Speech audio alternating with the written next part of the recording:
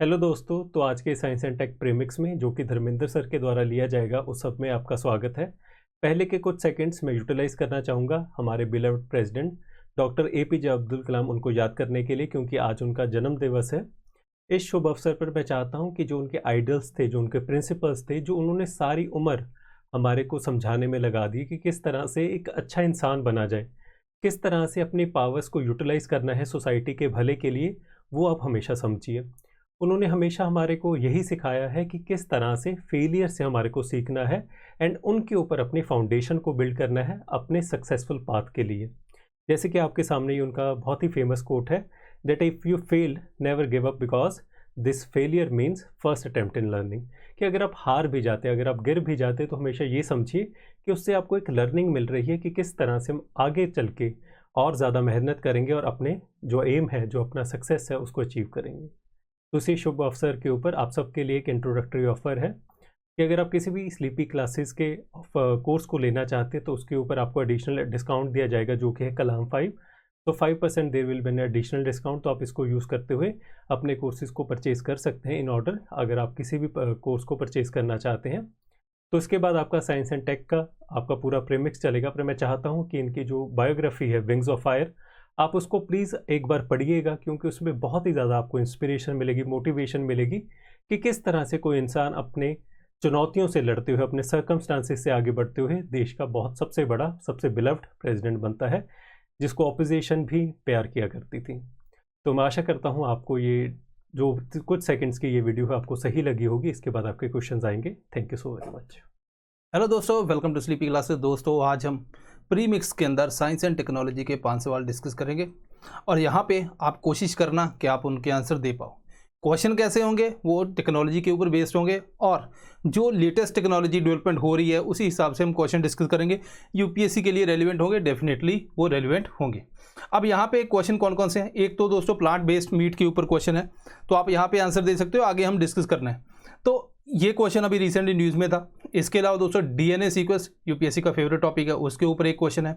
इसके अलावा दोस्तों यहाँ पे स्टेम सेल के ऊपर एक क्वेश्चन है। ये वो टॉपिक है जहाँ पे यूपीएससी का ज़्यादा फोकस रहता है, तो स्टेम सेल के टॉपिक है, तो इसको आप पढ़ सकते हो यहाँ पे पॉज करके और अपना आंसर निकाल सकते हो। इसके अलावा दोस्तों अभी रिसेंटली आज ही मॉर्निंग के अंदर हमने एक टॉपिक पढ़ा था, बताऊंगा नहीं कौन सा, बाद में बताऊंगा। तो मर्ज सर्ज पर्ज ये किससे रिलेटेड है? तो सिंपल क्वेश्चन है यहाँ पे। इसके अलावा रिकॉम्बिनेंट डीएनए टेक्नोलॉजी के ऊपर एक क्वेश्चन है दोस्तों। तो ये सारे क्वेश्चन है जो आप ट्राई कर सकते हो। अभी हम देखना इसके आंसर निकालते हैं, तो आप देख सकते हो कितने ठीक है कितने गलत है। इसके अलावा अगर कोई आपको ऐसा टॉपिक लगता है जो साइंस के अंदर बहुत डिफिकल्ट है ना, आपको समझ नहीं आ रहा, आपने वीडियो वगैरह जो भी देखा है, तो आप कमेंट बॉक्स के अंदर उसको भी बता सकते हो कि सर ये टॉपिक है जो हमें डिफ़िकल्टी दे रहा है, तो हम डेफिनेटली उसको आने वाले टाइम में डिस्कस करेंगे। चलिए अब क्वेश्चन का स्वागत करते हैं दोस्तों। पहला क्वेश्चन है कि प्लांट बेस्ड मीट के ऊपर बताइए कौन सी स्टेटमेंट ठीक है। पहली ये कहती है it refers to meat grown in lab from a small sample of cell taken from herbivore animal. Second है plant based meats usually have lower amount of total saturated fat than traditional animal based meat. One only, two only, both, one and two, none of the above. Simple question है जिसने ये पढ़ा है, क्योंकि अगर आप नहीं पढ़ा देन डिफिकल्ट है, अदरवाइज ये सिंपल क्वेश्चन है। तो यहाँ पे जो फर्स्ट स्टेटमेंट है वो अपनी गलत है। अगर जिसको आपको डेफिनेशन पता है प्लांट बेस्ड मीट की, तो फिर आप इजीली इसको निकाल सकते हैं। अब ये देखते हैं रिसेंटली क्या हुआ। अपेड़ा ने यहाँ पे जो अपनी कंसाइनमेंट है, जो first plant based meat product की, वो वीगन कैटेगरी के अंदर गुजरात से यूएसए को एक्सपोर्ट के लिए परमिशन दी। अब बहुत से लोग हैं, अब यहाँ पे क्या हो रहा है कि एनिमल बेस्ड मीट की जब बात करते हैं कि बहुत से एनिमल को मारा जा रहा है, भाई वहाँ पे जैसे, तो यहाँ पे बहुत सी एनजीओ आ जाती है, कहती है कि वो भी एक लाइफ है, तो आप उसको नहीं ख़त्म कर सकते, ये वो सारी चीज़ें आ जाती हैं। तो यहाँ पे इसका काफ़ी ज़्यादा क्रिटिसिज्म हो रहा है ना एनिमल का, क्योंकि बहुत ज़्यादा इंट्रोजन। अगर आप देखोगे कि कोविड की बात करते थे, तो हम क्या कर रहे हैं कि उनकी एनिमल की लाइफ के अंदर घुस रहे हैं, जिसकी वजह से बहुत से वायरस ऐसे हैं जो हमारी बॉडी के अंदर आ जाते हैं। तो ये सारे रीज़न रहते हैं कि हमें थोड़ा सा एक जिसको बोलते हैं वन हेल्थ, है ना, वन हेल्थ कंसेप्ट के ऊपर फोकस करना है कि सभी को वहाँ पे सस्टेनेबल होना चाहिए। तो ये सारे इसके रहते हैं। बहुत सी एनिमल डिजीज़ भी ह्यूमन के अंदर आ जाती हैं इसी वजह से, तो ये सारे हैं। अब इसका काफ़ी क्रिटिसिज्म है। तो अब ये बोलते हैं कि बिना स्लॉटर किए हम क्या करें। तो बहुत से लोगों को एनिमल जो बेस्ड मीट है उसका टेस्ट वैसा चाहिए, तो हमने प्लांट बेस्ड मीट बना दिया। इसका जो टेस्ट है, फ्लेवर है, वो वैसा ही रहता है, लेकिन इंग्रेडिएंट यहाँ पे प्लांट से ही आएंगे। अगर आप पहला जो स्टेटमेंट है वो देखोगे तो वो बोलता है हर्बीवोर एनिमल, ऐसा कुछ नहीं है, वो भी वो एनिमल बेस्ड ही मीट रहेगा। तो यहाँ पे क्या हो रहा है कि जो इंग्रेडिएंट हैं, जैसे आपने पीस डाल दिया, सोयाबीन और डिफरेंट डिफरेंट इंग्रेडिएंट डाल के, जैसे बर्गर है वो सेम उसी टाइप का वहाँ पे उसकी शेप बना दी, वैसा ही लगेगा, टेस्ट भी वैसा आएगा, लेकिन वो प्लांट बेस्ड मीट रहेगा। अब ये चलो हमें समझ आ गया। दूसरा किससे बने हैं मैंने आपको बता दिया, डिफरेंट डिफरेंट चीज़ों से बन सकते हैं। अब जो प्लांट बेस्ड मीट और जो एनिमल बेस्ड मीट है उसके अंदर डिफरेंस एक तो ये है कि जो टोटल सैचुरेटेड फैट है, सैचुरेटेड फैट क्या होता है कि अनसैचुरेटेड के अंदर हमें पता है डबल बॉन्ड है, कार्बन टू कार्बन। जिसको नहीं पता वो HDL एंड LDL, ये एक लेक्चर है मेरा यूट्यूब के ऊपर, ठीक है, फ्यू मिनट सीरीज, इसको देखें। अब ये आपको क्या यूपीएससी के लिए इंपॉर्टेंट है, बिल्कुल इंपॉर्टेंट है, बट उससे भी ज़्यादा आपकी लाइफ के लिए, पेरेंट्स के लिए इंपॉर्टेंट है, जो ये देखते हैं कि हमें कौन सी चीज़ खानी चाहिए, उससे हार्ट को कैसे इंपैक्ट बढ़ता है, कैसे कोलेस्ट्रॉल हमारा बढ़ता है, सब कुछ इसके अंदर इंफॉर्मेशन है। वैसे भी आप यूपीएससी की अगर नहीं भी तैयारी कर रहे तब भी आपके लिए ये इंपॉर्टेंट है। अपने पेरेंट्स को दिखाइए या खुद देखिए और उसी हिसाब से आप अपना डाइट वगैरह वो सारा कोलेस्ट्रॉल को कंट्रोल कर सकते हैं बेसिकली। तो यहाँ पे डबल बॉन्ड है, तो कंपनीज क्या करती हैं, इसको सिंगल बॉन्ड के अंदर कन्वर्ट करने की कोशिश करते हैं, जिसको बोलते हैं हाइड्रोजनेशन। तो ये सैचुरेटेड फैट के अंदर इसको कन्वर्ट कर देती हैं। अब ये सैचुरेटेड फैट इसलिए हम करते हैं कि थोड़ी सी उसकी जो लाइफ है, शेल्फ लाइफ है, वो बढ़ जाए, ठीक है। अब ये हमारी सेहत के लिए हानिकारक है। क्यों हानिकारक है? HDL LDL को आपने डेफिनेटली देखना है इसको जानने के लिए। अब दूसरी बात है दोस्तों, जो प्लांट बेस्ड मीट है उसके अंदर फाइबर ज़्यादा होता है, तो वो हमारी बाउल मूवमेंट एंड वो सारी डाइजेशन के लिए ज़्यादा अच्छा होता है एज कम्पेयर टू दूसरा मीट। अब तीसरा एक और आ गया।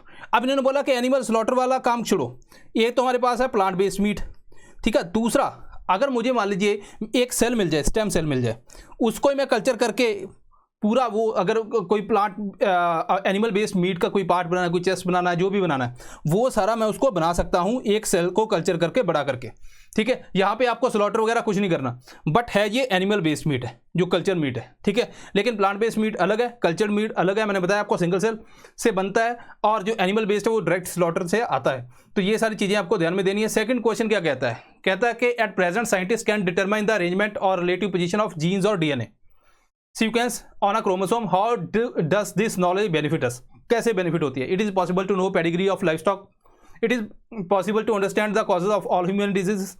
देन थर्ड है, it is possible to develop disease resistance animal breed.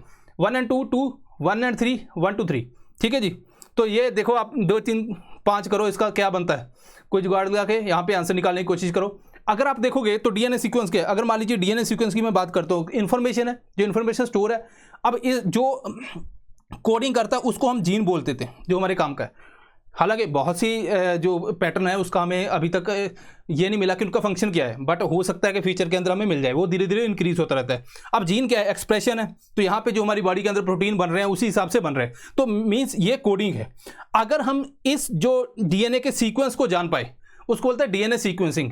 उससे हमारी काफ़ी इन्फॉर्मेशन मिल सकती है। कैसे? मान लीजिए कोई पीस डिफेक्टेड है, उसको मैंने निकाला, सपोज करो कोई प्लांट है, प्लांट अब क्या हो रहा है कि ज़्यादा ड्रॉट हो रही है तो वो खत्म हो रहा है, तो हम क्या करते हैं, उसके जीन के अंदर कुछ चेंज की ताकि वो ड्रॉट कंडीशन के अंदर भी सर्वाइव कर पाए, है ना। तो वो जो क्लाइमेट रेजिस्टेंस क्रॉप होगी, तो ये हम बना सकते हैं। इसके अलावा कोई डिजीज़ है उसको क्योर कर सकते हैं। तो ये सारी चीज़ें हैं दोस्तों जहाँ पे हम ये सारा काम कर सकते हैं। पहले यहाँ पर डिजीज रेजिस्टेंस एनिमल ब्रीड सही है। Then pedigree of livestock, pedigree मतलब कि जो पेरेंट्स हैं, पेरेंट, ग्रैंडफादर, उन सभी को जान सकते हैं, डेफिनेटली जान सकते हैं। सेकंड क्वेश्चन जो स्टेटमेंट है वो कहता है कि understand the causes of all. अभी तक अगर देखें आप तो DNA क्या कर रहा है? जेनेटिक डिजीजेस के ऊपर ज़्यादा फोकस कर रहा है। तो सारी डिजीज के हम कॉज नहीं अंडरस्टैंड अभी तक कर पाए, तो ये स्टेटमेंट अपनी गलत बनती है। तो यहाँ पे अपना 1 and 3 ऑप्शन राइट बनता है, ठीक है जी। आगे चलते हैं। तो ये सारा उसका बताया हुआ है जो मैंने आपको आसान भाषा में समझा दिया, ठीक है। थर्ड है, consider the following statement in context to stem cells. Stem cell के बारे में बताओ। स्टेम सेल की बात की तो लोग क्वेश्चन भी आ गया। पहला ये स्टेटमेंट बोलता है stem cells are special human cells that have capability to develop into wide ranging types of cell in human body. Second है, adult stem cells can transform into all kind of cells in human body. Third है, stem cell transplant can help to cure HIV। तो अभी भी आप solve कर सकते हो, यहाँ पे स्टॉप करके, कोई दिक्कत नहीं है। 1 and 2, 2 and 3, 1 and 3 all of the. तो चलिए इसका आंसर निकालिए। तो यहाँ पे अगर हम आंसर देखें दोस्तों तो अपना आंसर आता है 1 and 3। अब ये है क्या? स्टेम सेल बेसिकली हमारा एक, अगर आप देखोगे आजकल क्या होता है कि हॉस्पिटल के अंदर बच्चा हो रहा है तो उस टाइम के ऊपर जब डिलीवरी के टाइम पे डॉक्टर पूछता है कि आपने स्टेम सेल रखवाने या नहीं, तो स्टेम सेल बेसिकली वो अम्बिलिकल कॉर्ड वगैरह से लेते हैं, उस टाइम पे स्टेम सेल ले ले। उसके बाद उन्होंने बहुत सी कंपनीज हैं जो उसको प्रिजर्व करती हैं, low temperature and all this thing. वहाँ पे आपसे पैसा चार्ज किया जाता है, आपको 6 महीने अलग अलग पैटर्न इनके होते हैं प्लान कि इतने महीने बाद आपको इतने पैसे जमा करवा देने। मान लीजिए आपको फ्यूचर के अंदर कोई डिजीज़ है, उस टाइम के ऊपर हमने ये डेवलप कर लिया कि स्टेम सेल इस डिजीज़ को क्योर कर सकती है, तो आप क्या कर सकते हो, आप उस कंपनी से कॉन्टैक्ट करोगे, वो स्टेम सेल भी प्रोवाइड करेंगे, थोड़ा बहुत पैसा भी देंगे आपको ऑपरेशन भी हो जाएगा और उससे वो डेवलप भी हो जाएगा। तो ये सारी है स्टेम सेल को रखवाने की जो अभी आजकल काम चल रहा है। अब यहाँ पे स्टेम सेल अलग अलग टाइप के होते हैं। अब इसको ये समझो, अब यहाँ पे देखो ये न्यूज़ है, first women reported cured of HIV after stem cell transplant. तो अपनी थर्ड स्टेटमेंट तो सही होगी, है ना। तो अब यहाँ पे पहले इसको स्टेम सेल को थोड़ा सा समझ लेते हैं क्या है। अगर आप देखोगे कि दुनिया कैसे स्टार्ट हुई, तो हम बोलते हैं यार पहले एक सिंगल सेल होगा, अब धीरे धीरे करके ये इसने और सेल नंबर इंक्रीज हुआ, टिश्यू बन गया, देन ऑर्गन बन गया, ऑर्गेनिज्म बन गया। ये सारी हमारी बेसिक भाषा के अंदर जो हमने बचपन से 55 तक पढ़ रहे हैं।